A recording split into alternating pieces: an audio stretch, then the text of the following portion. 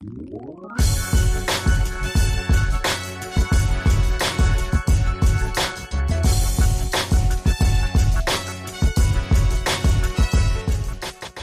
this is Artie Cabral. This is Sarah Nofke. This is Stefan Boltz. This is S. Elliot Brandis, and you're listening to 30 Minute Author Interviews with Preston Lay. Woohoo! Welcome, everybody, to this episode of 30-Minute Author Interviews. Our guest today is Krista Walsh. Thank you for taking time out of your day and joining us for 30-Minute Author Interviews. Oh, thank you for inviting me. We have started a new segment here that we start out with called Two Truths and a Lie. And so we're going to have you tell me two truths and a lie about yourself, and I have to try to figure out which one is the lie. I have only been successful a couple times. So if you would, could you give us two truths and a lie about yourself? I can. All right. Number one, when I was a kid, I ran a sewing machine needle through my finger. Ouch. Number two, I have been to 8 European countries. And number three, I have been a vegetarian for 10 years. Wow. Okay, so all of those seem pretty dang. This is going to be a total shot in the dark. I'm trying to think if I can remember anything I've seen you post online about any of this stuff, and none of it's ringing a bell. I couldn't make it too easy. I know, that's right. That's why I stink at this game. Dang, I kind of want them all to be true because it'd be all kind of cool. For some reason, I'm going to say being the vegetarian for 10 years is the lie. You are correct. Awesome. Yes.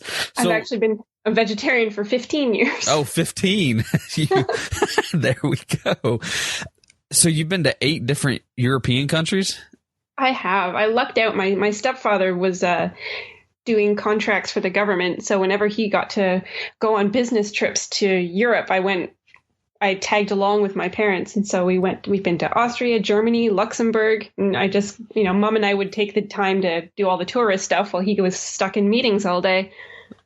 That's awesome. So do you have a favorite of the ones you've been to? Austria was absolutely beautiful. We only made it as far as Salzburg, but I want to go back to go up to Vienna. And Ireland was probably one of my favorites. And we toured that was something I did on my own, but it was a 2-week tour of the whole southern coast of the country. Oh, wow. Right in like their rain season. So it was beautiful. My wife wants to go to Ireland so bad. That's on her bucket list of things we will probably do at some point in our lives. I told her we can go to Ireland as long as we can do a side trip and I can go watch a soccer game somewhere in Spain or Europe. So that's kind of the deal we have. We will go to Ireland and then we'll go watch a soccer game. So that works. They're so close together, really, that you just one plane ride right there. There you go. One plane ride. I mean, I might even settle for watching a soccer game in Ireland too. So they do get pretty passionate about it. They do. And it's so great. I might end up going by myself. She might fear for her life with some of the crowds, but I'm definitely going. So can you tell us the story about putting a needle through your finger? It sounds painful. It actually wasn't, which was probably the most surprising point, but it's not as exciting a story as you think it would be. I did sewing lessons when I was a kid, so I was probably about 8 years old or something, maybe 10. And I was working the machine, and I guess I looked away for one moment, and it went right through the fingernail on my index finger. Ouch. And through the other end. Ow, it just hurts thinking about it. So she rushed me to the hospital. The teacher's like just in a panic, and I'm there going, what? I mean, it sucks, but it's fine. Right. And the doctor pulled it out, and it was like a nails on a chalkboard sensation. Really? But it never really hurt, but it definitely left a cool crack in my fingernail for a good couple of months. I bet it did. Well, for those that might not know who you are or what you do, can you just kind of give the people a little bio on who you are and what you do? Absolutely. I'm a fantasy author from Ottawa, Ontario, Canada. To date, I have 2 epic fantasy trilogies under my belt, and I'm working on putting out a urban fantasy trilogy. The epic fantasies are they're connected, but also not. You can start at the beginning of either book. You don't need to read the one before to follow the one afterwards. The first one, the Miradas trilogy, is about an author who winds up in his own fantasy world, and the second trilogy is about an assassin who's one of his characters, and she goes around trying to save her country from falling apart. Then the urban fantasy series I just started is set in our world, but it has kind of like hybrids of mythological creatures. So the one I'm working on right now is a Gorgon Fae mix, and then there's a demigoddess and sorceress, all that. I'm playing with a whole bunch of mythologies with it, and it's really fun.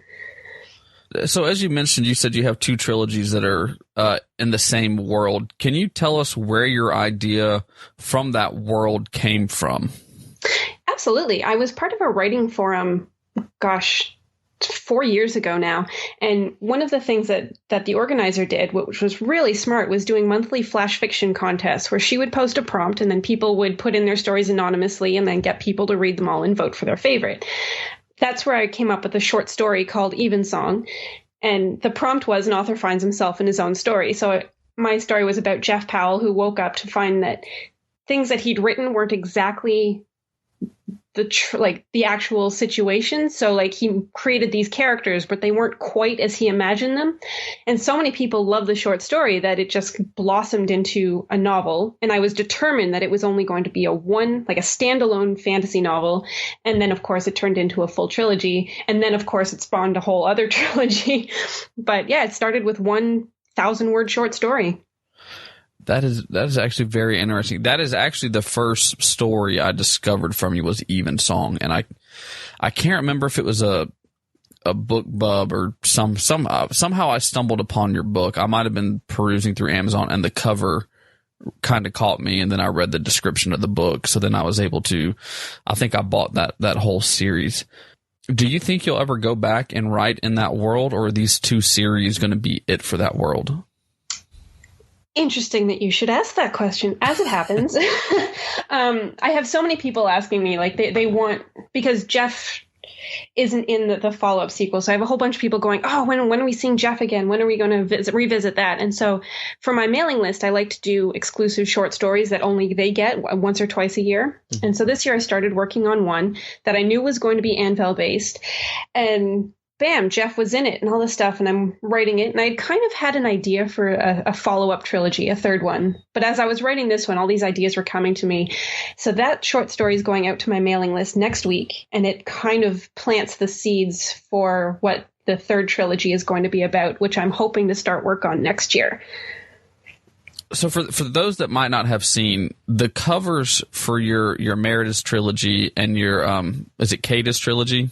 Mm-hmm. Kristas trilogy. The covers are gorgeous. I love your covers. But I saw in another interview that you did that you had 2 different cover artists for those series.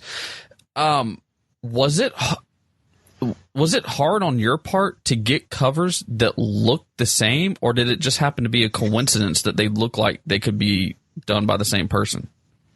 That was sheer coincidence. Okay. The covers for the first one were a recommendation from a friend of mine who I don't even think does covers professionally. He just helped me out with them, and they turned out really beautifully. And then I went to Jeff Brown to do the follow-up covers. And again, his illustrations are they're absolutely gorgeous. So I might end up working with him again for this new one coming up. But I'm definitely, I love the imagery that it brings and the emotions that they evoke, especially Evensong. Like that's probably the defining cover for the series, I think. Yeah, it is. It's I'll definitely put a link in the show notes to that book so people can see the cover and then read a preview of the book to see how they like it. But I think that cover might be one of my favorites for that series. And then for the second series, your Kristas series, I would say Bloodlore might be the best cover for that series. Interesting. I was like hearing people's reactions to that because the differences in favorites go across the board. For me, I don't know. It's the whole. I think I haven't read it, but it looks like they're standing in a big cave or outside of a big cave with light coming in, and you see these 2 small bodies because it's a big area, or sorry, not a cave, it's woods. It's just it just makes the world feel so huge, and I love that. It's a very great looking cover. And as you said, you have a second or a new series out there, the Invisible Andante series, and the second book is coming out in January. Can you kind of give people the book blurb on what that series is about? Absolutely. It started, again, as last January, I was putting together a short story to send to my mailing list, and I was reading a lot of Agatha Christie at the time, and so I wanted to kind of take what I was learning from her with all of her locked room mysteries with my love of fantasy and that otherworldly kind of thing. And so the result was this prequel, which was The Invisible Entente, and it's basically the story of these 7 strangers who are locked in a room, and they're trapped there by a man who was murdered. And their task is to find out which one of the 7 murdered this guy if they want to escape this room. And again, it was only supposed to be a short story for my mailing list, but as I was writing it, each character was just so fascinating. So there's like the first novel that came out in September was the story of Daphne Hartstone, who's a journalist and a sorceress. And so in Death at Peony House, she has to solve a recent murder that's connected to murders that happened 150 years ago. And then Song of Wishrock Harbor is the second book, and that follows Gabe, who's a Gorgon Fae and also now a private investigator. And he's following this trail of murders that have taken place in the middle of the worst snowstorm that the city has ever seen. So each book is going to follow a different character from that locked room. And then the 7th book is going to be an ensemble thing to wrap up the whole series and see what it's all been building toward. So there's going to be 7 books in that entire series? There will be. And Wow. I'm currently writing like 7, including the prequel. So like 6 novels and then the novella prequel. I'm currently working on the 5th right now. Oh, really? Wow. You're that far into it. Yeah. Since you're kind of indie published, will the rest of that series come out in the course of 2017, or will that take maybe a couple years to release that many? This is going to be an ambitious claim, and I'm really hoping I can stick to it. We're going to have it on tape. The plan is to release most of them next year in 2017. The only question mark is going to be that last book, because if it did come out, it would be out in December, which is such a tricky time for book releases. So that one might be pushed to January 2018, but the bulk will be next year. Oh, wow. That is ambitious. Good luck with that. Thank you. If I still have hair left at the end of next year, it'll be a miracle. There we go. So as you mentioned earlier, your Meredith trilogy and your Cadus trilogy are epic fantasy, and then this Invisible Andante is urban fantasy. Were there any challenges you came across going from writing epic fantasy to writing urban fantasy? No, I would actually say that the harder part was doing the epic fantasy, because when I first started writing, which was still in university, like many, many, many years ago, I started out doing literary fiction. So, really? Yeah, it was quite a jump that it slowly moved from literary fiction into magical realism and then into straight out fantasy. So for me, like doing it where you were building an entire world from scratch, that was a real challenge for me that I kind of had to stretch my wings a little bit and do a lot of practice. And now I absolutely love it. So that part was hard, moving back into something in our world where you're like, oh, that's right, we have to deal within like conscriptions that people are familiar with, because I'm dealing with the world that we live in. So that part was hard. Have you always been a fan of the different types of fantasy? Did you grow up reading? Was fantasy one of your favorite things to read? Again, I think I only started when I was 14, 15, and I started with Mercedes Lackey, I believe. My stepsister introduced me to her. Before that, I remember a time, I think I must have been 11 years old or something, and I swore to my father that I would never read anything other than mystery novels. I was a huge Nancy Drew fan, and nothing else interested me. And then it kind of, as soon as I discovered what fantasy was and just the whole worlds that were created and all these beautiful kind of characters and creatures and a whole new branch of storylines, I don't think I ever went back. Did you ever read the Boxcar Children? Yes! Oh my gosh, I love those! I remember reading maybe one or two growing up. I actually was not a big reader growing up. I got in trouble one time at my grandma's house, me and my cousin, and as punishment, she made us read so many chapters in a book and then summarize it for her. And I dreaded that because I didn't like reading at the time. So I read, I think, the first page of the first chapter and the last page of the other chapter she wanted me to read. I went and just like BS my way through an entire story. Crappy. My wife probably would have loved that punishment. She's been reading her entire, I think she came out holding a book when she was born. So, I've never asked this of anybody, so I'd be kind of curious what your thoughts are. I've heard from other author interviews, not necessarily the ones I've done, but other podcasts I've listened to, a lot of people thought that their first book they would try to write is some kind of epic fantasy. What is it about writing epic fantasy that you think draws people to writing? I would guess that it was the scope of it. Like, again, it's I have thoughts there. I'm putting them into words is proving to be a bit more of a challenge. But I think it's because you are starting from scratch, but you have it's your battles, it's your, grand romances, it's all kinds of magic, and it's not limited. Like with urban fantasy, again, you're limited by the constrictions of the real world. With paranormal romance, like the tropes are kind of, they're very specific. And I mean, they are for epic fantasy as well, but I feel like there's that sense that you have a bit more freedom to go bigger and greater. And plus, when you start out, there's this dream of writing the 400,000 page novel. Mm-hmm. Or 400,000 word novel. Oh my goodness, we're not talking about the Oxford English Dictionary here.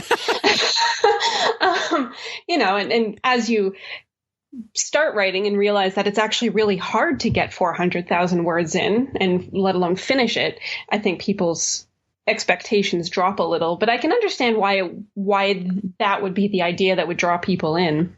Yeah. If you could write in any author's world that's been created, something from your youth or something that you just absolutely enjoy now, what world would you just love to be able to write a fanfic in? Possibly Gail Carriger's Parasol Protectorate. That one always cracks me up. Like her imagination and just her ability to come up with these lines that just have me rolled up in a ball laughing is just a skill that I wish that I had. Kristen Britton's Green Rider series as well is one of the ones that got me writing fantasy. And that one is what really sparked that, like the importance of vivid descriptions, and also just how I always picture like really vibrant greens and blues whenever I read her stuff, and just that the way that colors can invoke memories and emotions. That was a really big part of that. So I think probably the Green Rider series I'd want to jump into. Okay, I've actually never heard of that one, so I will have to go look that one up to see what that one is about. You have recently been put in a 10-book fantasy bundle called Heroes of Fantasy. Would you like to tell everybody more about the bundle? How did you get involved with the bundle? Who is all in the bundle? And then what your story in that bundle is about? I was invited into it by a friend of mine who was the one kind of putting it together, Colin F. Barnes. He's kind of been my mentor and whatnot. And he's like, oh, this opportunity is coming up to do this fantasy bundle. Are you interested? So, of course, I jumped at the chance. The authors include people like Annie Bellet, K.T. Davies, Jill Cooper, like just these really impressive names. And I'm there like, hi, I'm here too. when you're stuck among these people who are like just these brilliant authors, it's a huge honor to be a part of that. And so we went through it. The novel in it is actually Death at Peony House. So if you have an interest in the urban fantasy series, it's a great opportunity to grab it. It's 10 books for 99 cents. Mm-hmm. And it's, only available for a couple of months. So it's a perfect opportunity to experience a whole bunch of new authors. But there's a couple of epic fantasy novels, some urban fantasy, some dark fantasy. Just it runs the gamut of the genre. I actually just clicked buy now as you were talking about it. So do any of these books tie together, or are they all individual books by these authors? They're all individual books. So it's kind of, it's almost like a sampler package so that you can test a whole bunch of different new to you names and see what ones you like so that you can explore more of. Like, I know that each one comes with contact information and the website of all the authors involved, so that if you like one, you can follow up and get the rest of their backlist. Okay. And so you said yours that's in that is Death at Peony House, right? Mm-hmm. Yeah. So everybody should go pick up the bundle because you can get that book and 9 others for 99 cents, as you said. That's an amazing price for 10 novels. So head on over to Amazon.com and definitely check that out. You recently put up a post on your website about how you hit your 1-year anniversary of being a full-time writer.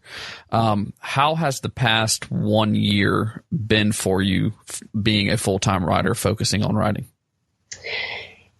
It has definitely had its ups and downs. I would not be the well-balanced person that I am today if not for like my incredible support system, because like I overthink everything. It's one of my greatest flaws and possibly one of my greatest strengths, depends who you ask. So like I went in with a full list of pros and cons and things to watch out for. And I hit all of those cons. So like the biggest one is just you really isolate, especially, when you're from this frozen wasteland of Canadia and you don't want to go out when it's minus 40 degrees outside. So you burrow. And then the summer was ridiculous and it was plus 40 degrees and I didn't want to go outside then either. So when you're not forced to step outside the house, it's hard to work up the motivation sometimes to do that. So it was a lot of, I wouldn't say I ever got lonely because I'm too much of a workaholic to be lonely, but there is that you get this cabin fever eventually where you're just like, oh my gosh, I need to remember what fresh air tastes like. And so, but on the other hand, it's been the most incredible experience. And not just because every day I get to wake up and do what I've always dreamed of doing, but just all the things that I've learned. Like I've made so many mistakes this year and I'm happy that I've made all those mistakes. But, I've learned about building a business from scratch and becoming an accountant and marketing, all this stuff that like I knew about and I was working on. But because I was splitting it up with 40 hours a week at a day job, I couldn't really focus on it. Mm-hmm. So now it's been a really great opportunity to build up all of those skills. If you had to pick one lesson that you've learned over the past year from focusing full-time on writing, what would be the single most important lesson that you have learned yourself over this past year? Do your research before jumping into some things, I think would be the top one. I had kind of two experiences where one, I went based off of like a personal connection, and it cost me, on top of money, it cost me a lot of time, and I had to bump a release back by like a couple of months to make up for that. And just like, if you're going to do courses, make sure that you know who's giving them and see if they actually deliver on what they promise before you go into it, things like that. So just like be sure that you know what you're getting involved in before you jump in with both feet. I don't regret doing them because again, it taught me a lot and I did get things out of them, just not necessarily perhaps what I was expecting to get out of them. So it was, just make sure that you go in with both eyes open when you go into business deals with people. Okay. Will you continue on focusing full-time on writing, or do you think you'll end up going back to the workforce, I guess you could say? At this point, I'm giving it another year. I did well enough this year that my confidence is up. I'm not in crazy amounts of debt, which is fantastic. And again, my family is just like, you're miserable doing everything else, so why would you make the decision to go back to being miserable? Mm-hmm. So because of that, like I cannot express my gratitude toward my family in this whole endeavor. And so they just said, give it 12 more months. So I'm giving it 12 more months. There we go. We'll have to check back with you in 12 months and see what happens. And I wanted to ask you one more question about your epic fantasy series. You said that anybody could pick up, you can pick up either series and it not spoil them for each other. Yep. Which way would you recommend someone reading those two series together? I think it depends on where your interests lie. I would say that the Marauders trilogy is far more fanciful and whimsical. So like there still is a solid plot and you have like all the tropes for your epic fantasy, but it's a bit lighthearted as opposed to the Kristas trilogy, which is far more action adventure. It follows Ven, who's this extremely salty tongue badass assassin who really likes stabbing people. And it is a bit darker. It is a bit grittier. It's still set in the same world and it's still a lot of fun, but it's a bit grittier. So it just depends on where your interest lies as to which one you want to pick up first. Okay. I have started Evensong and it is very entertaining. I love the opening battle scene to when you get to meet the author writing and then him going to the world. It's a fun story. If anybody hasn't picked it up, I highly recommend that you pick it up. You can get it on Amazon. It's currently free, actually, book one, Evensong. Is that a perma-free? Will it always be free, or is that just a sale you have going on right now? Nope, that one will always be free. And so will Bloodlore, which is the first book of the Kristas trilogy. So Okay. you can sample both before you decide which one you want to move forward with. There we go. I'll put in the show notes, as I mentioned, I'll put a little preview of both of them. So if people want to check those out, since they're both perma-free and you want to try to dive into a new trilogy, just check out the show notes. Click on the cover and you can get the preview of each one and see if any of them tickle your fancy, I guess. Well, here at the Legendarium, we like to kind of end each episode on a segment that we call the Legendary Ending. Now, these questions are just going to be kind of some random questions, not really book related, but kind of are in a way. And the first question is from one of your fans, actually. I decided to throw this one in the Legendary Ending. It is from Laura Fisher, and she would like to know, which character do you most identify with?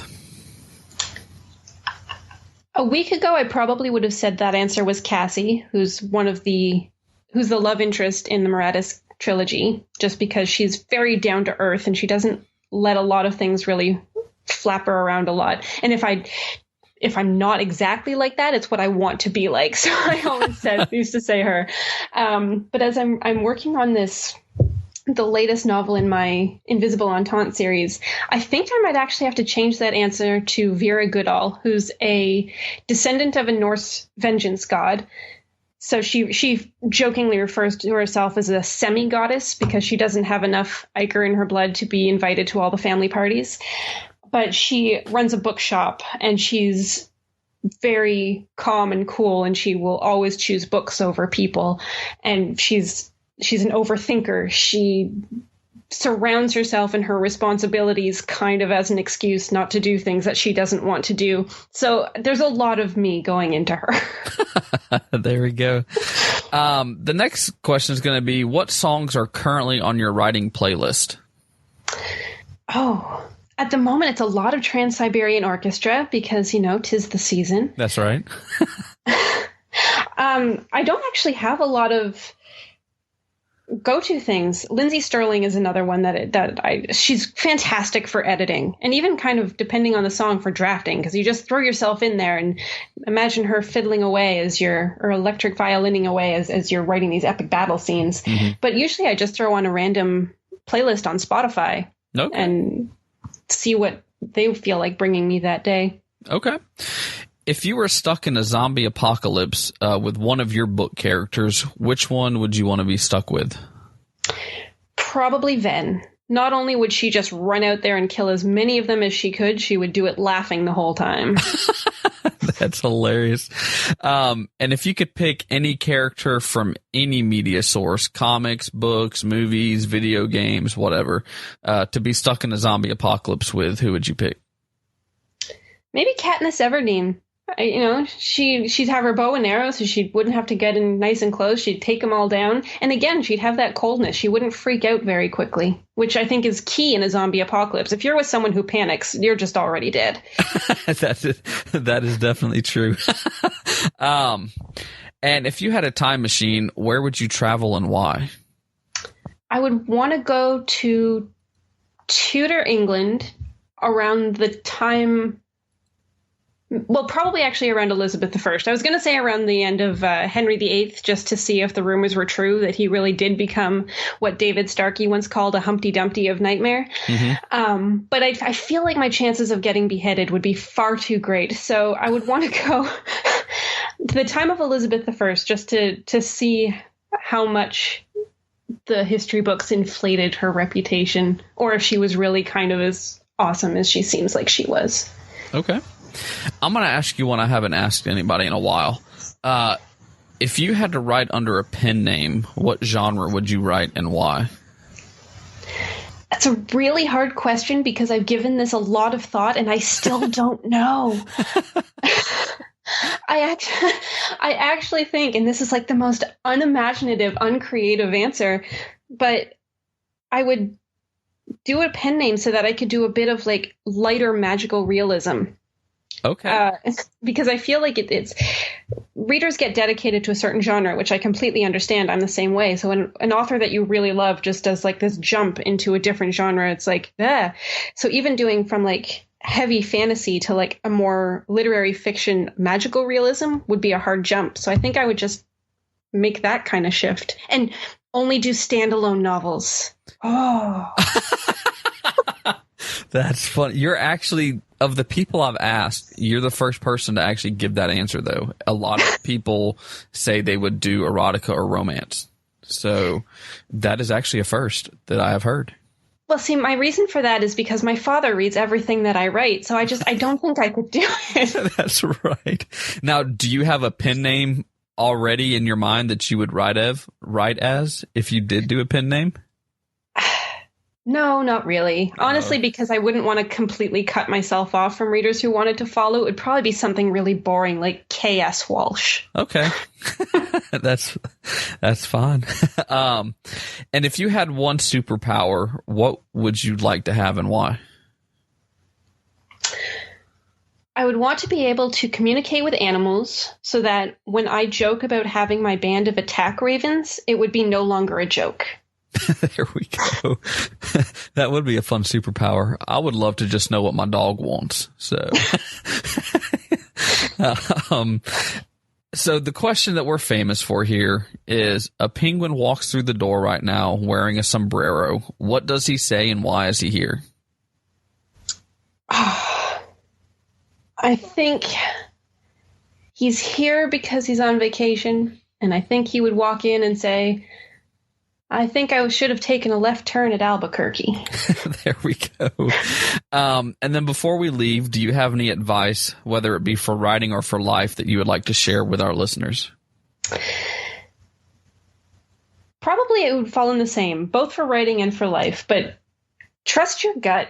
If if there's something that you feel like you really, really want to be doing, or if there's something that you really feel like you want to write, just sit down and do it, because you're never going to please everyone, and you're never going to, do what every single other person wants to do. So just do what makes you happy. Life is too damn short.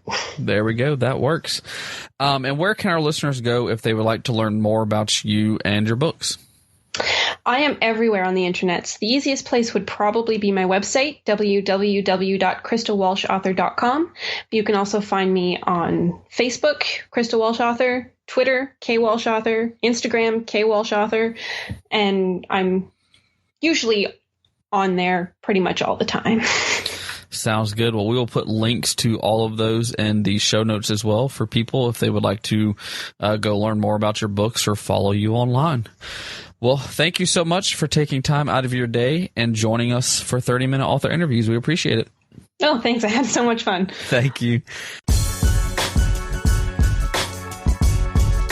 Well, guys, that's all the time we've got for this episode. Thank you so much for taking time out of your day and listening to 30-minute author interviews. We hope you come back next Wednesday and every Wednesday for a brand new episode. Head on over to legendarium.com. That's leghgendarium.com and check out the show notes for this episode. Krista Walsh is giving you the chance to win a signed copy of her urban fantasy, Death at Peony House. Good luck, everybody. And until next time, remember to stay legendary.